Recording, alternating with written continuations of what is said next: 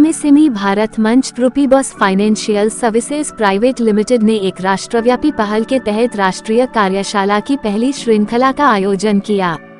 Mumbai, MSME Bharat मंच रूपीबॉस financial services private limited ने एक राष्ट्रव्यापी पहल के तहत गियरिंग अप फॉर थीम के साथ हाथ मिलाया है, जिसमें इनक्यूब के सहयोग के द्वारा सूक्ष्म, लघु और मध्यम उद्यम एमएसएमईएस आईपीओ राष्ट्रीय कार्यशाला की पहली श्रृंखला का आयोजन शुक्रवार 19 मई को होटल कोहिनूर कॉन्टिनेंटल, अंधेरी ईस्ट, मुंबई में किया गया।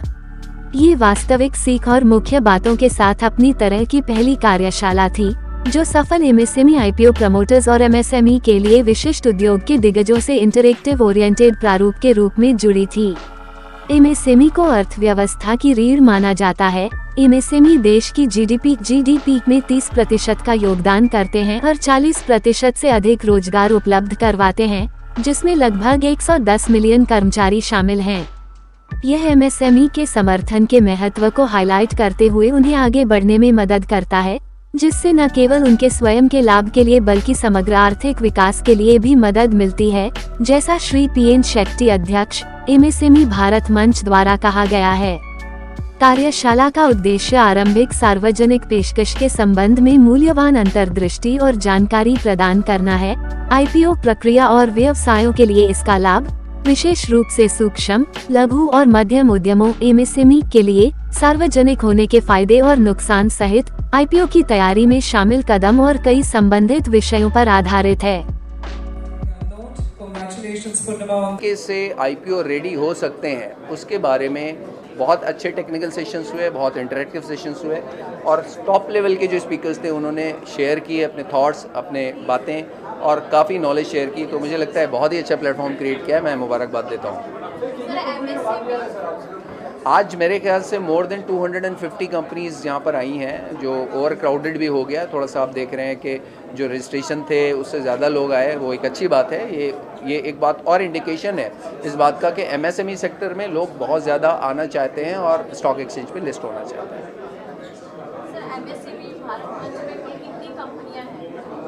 देखिए, ये क्वेश्चन शेट्टी साहब से रिलेटेड है। मैं तो आपको ये बता सकता हूँ कि एमएसएमई किस तरीके से आईपीओ रेडी हो सकता है, क्योंकि हमारी कंपनी एग्जीबिशन इंडस्ट्री में पहली कंपनी है इंडिया की जो लिस्ट हुई है स्टॉक एक्सचेंज पे। तो ये क्वेश्चंस मेरे से रिलेटेड नहीं है।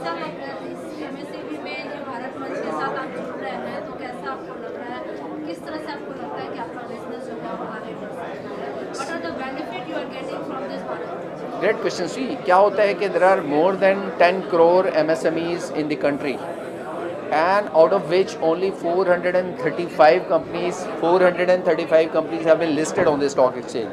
This means there is a huge scope and huge possibility of more and more companies, small companies coming forward and listing themselves on the stock exchange. तो अभी ये बहुत ही बड़ा मार्केट बाकी है, जहाँ पर आने वाले समय में और एमएसएमई आगे आएंगे जो अपने को स्टॉक एक्सचेंज में लिस्ट करेंगे। और गवर्नमेंट ने भी पॉसिबली एमएसएमई सेक्टर को थोड़े से लीनियंस दिए हुए हैं कंप्लायंस में, डिक्लेरेशन में, सपोर्ट सिस्टम में। तो आपके लिए एमएसएमई पहला स्टेप हो जाता है स्टॉक एक्सचेंज पे लिस्ट करने का। उसके बाद आप मेन बोर्ड में जा सकते हैं। तो it's a great platform which has been created by MSME Bharat Manch. And as I said earlier कि there are immense possibilities of more and more MSMEs coming on to the stock exchange and listing their companies. Thank you very much.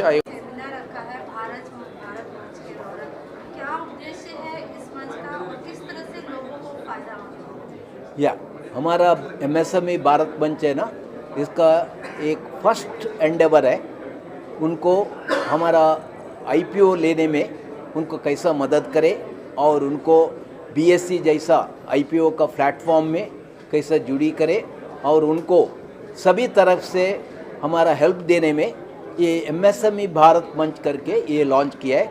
और MSME Bharat मंच, रूपीबॉस और Encube collaboration का तीनों का ये effort है।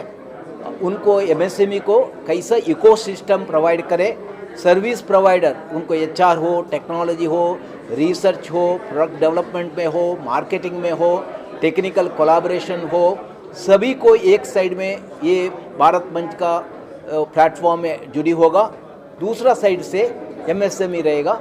तो उनको एफोर्डेबल कॉस्ट में, फेयर प्राइस में ये फैसिलिटी को दे के उसका ग्रोथ स्टोरी में हम पार्टनर होके आगे उनको ये थोड़ा कैपिटल को भी लेस करके उनका स्टेक को डाइवर्स करके उनका ग्रोथ स्टोरी को आगे लेना, बिकॉज भारत का, इंडिया का ग्रोथ स्टोरी में एमएसएमई का बहुत सारा कंट्रीब्यूशन है, उसको सपोर्ट करने में ये एमएसएमई भारत मंच सहायक करेंगे। सर, किस तरह से लोग जो है, कितने कैसे एंटरप्रेन्योर्स हैं जो आपसे कॉन्ट्रैक्ट कर पाएंगे, कैसे आपके कॉन्ट्रैक्ट में आएंगे और कैसे इसका लाभ ले सकते हैं? आज के दिन में हमारा ये रूपी बॉस का अंदर ही 9000 एमएसएमई का डेटा है और हमारा अराउंड 100 सर्विस प्रोवाइडर हमारा ये प्लेटफॉर्म में आया है।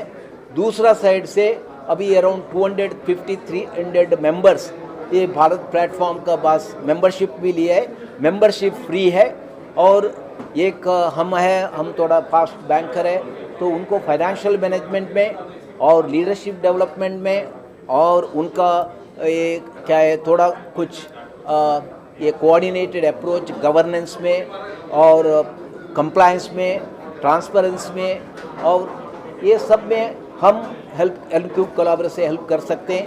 हमारा रूपी बॉस उनको अनसिक्योर्ड लोन और secured loan, working capital, medium and short term loan, उनका अराउंड 200 इंस्टीट्यूशन का कोलैबोरेशन से वो प्रोवाइड कर सकते हैं। और एमएसएमई भारत मंच organization like BSC or any other regulator as well as the other service provider, उनका coordinated approach में ऐसा MSME को एक अच्छा तरीके से उनको आगे लेने में और ऐसा उनको कैपिटल भी देने के लिए और एक डेट और कैपिटल का बैलेंस अप्रोच करके अभी हमारा अजय ठाकुर BSC MSME का IPO का हेड ने बताया दैट ये कैपिटल रेज करने से कितना सक्सेसफुल कंपनी हो गया। अराउंड 450 कंपनी का इश्यू किया था, अराउंड 6000 करोड़, आज के दिन में उसका 60,000 करोड़ का वैल्यू है। तो इसलिए आईपीओ को फर्स्ट रखे और एमएसएमई भारत मंच का ये इरादा है नेक्स्ट 1 साल के अंदर 100 ऐसा एमएसएमई को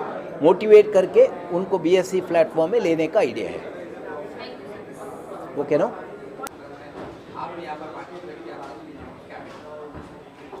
नमस्ते, मेरा नाम पूर्णिमा शिरीषकर है। Day to day profit learn stock market की मैं डायरेक्टर हूँ और 7 लाख महिला उद्यमियों का जो ग्रुप है the leaf of woman empowerment, उसकी मैं फाउंडर मेंबर हूँ।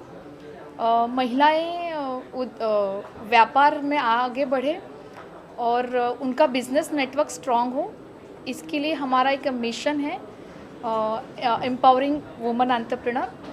तो इस माध्यम के ज़रिए हम लोग इस प्रोग्राम में अटेंड हुए हैं। एमएसएमई भारत मंच ऑलरेडी हम लोग ऑल वुमन एंटरप्रेन्योर्स एमएसएमई से उद्यमी है, लेकिन जो हमारे पास उद्यम सर्टिफिकेट है क्या उसका सही उपयोग हम लोग कर रहे हैं हमारे बिजनेस में, तो उसी मिशन को लेकर हम लोग पूरे भारत में काम कर रहे हैं। More than 7 lakh plus woman entrepreneur हमारे साथ जुड़े हुए हैं, अलग अलग सेक्टर से जुड़ी हुई है। आज का जो विषय है जो आईपीओ से लेकर, मतलब एमएसएमईज आईपीओज किस तरह से आगे, आईपीओज में किस तरह से आगे आ सकते हैं, तो ये इस तरह के प्रोग्राम होने बहुत ज़रूरी है, क्योंकि ग्राउंड लेवल तक स्टॉक मार्केट, आईपीओज ये बहुत रेयरली एमएसएमईज पार्टिसिपेट्स होते हैं। नॉलेज कैंपिंग ये होना बहुत ज़रूरी है, अवेयरनेस कैंपिंग होना बहुत ज़रूरी है, क्योंकि इसके वजह से हम लोग आगे बढ़ सकते हैं, हमारे व्यापार को आगे लेकर जा सकते हैं। आईपीओज, खुद का आईपीओज क्रिएट करना ये तो बहुत दूर दूर की बात है, लेकिन इस तरह के प्रोग्राम के माध्यम से एक विजनरी क्लियरिटी आती है कि हमें हमारे नेक्स्ट 5 ईयर्स में, नेक्स्ट 10 ईयर्स में हमें हमारे बिजनेस को कहाँ तक पहुँचाना है। आईपीओज में इन्वेस्टमेंट करना उतना ही इम्पॉर्टेंट टास्क है। जिस तरह से महिलाएं आज व्यापार में उतरी है और आगे बढ़ रही है, उसी के साथ वो स्टॉक मार्केट में भी इन्वेस्टमेंट कर रही है, आईपीओज में ट्रेड कर रही है, तो ये हमारे लिए बहुत ही इम्पॉर्टेंट सब्जेक्ट है, नॉलेज शेयरिंग का सब्जेक्ट है और इस तरह से प्रोग्राम होने बहुत ज़रूरी है, ऐसे मुझे लग रहा है। एमएसएमई भारत मंच के द्वारा महिलाओं को क्या संदेश देना चाहेंगे? एमएसएमई भारत मंच के माध्यम से मैं महिलाओं को यही कहूँगी कि हम लोग ऑलरेडी व्यापारी है, हमारे बिज़नेस को आगे बढ़ाने के लिए MSME भारत मंच जैसे प्लेटफॉर्म के साथ एसोसिएट होना, नेटवर्किंग बिल्ड करना और अपने व्यापार को पूरे भारत देश में लेकर जाना बहुत ज़रूरी है।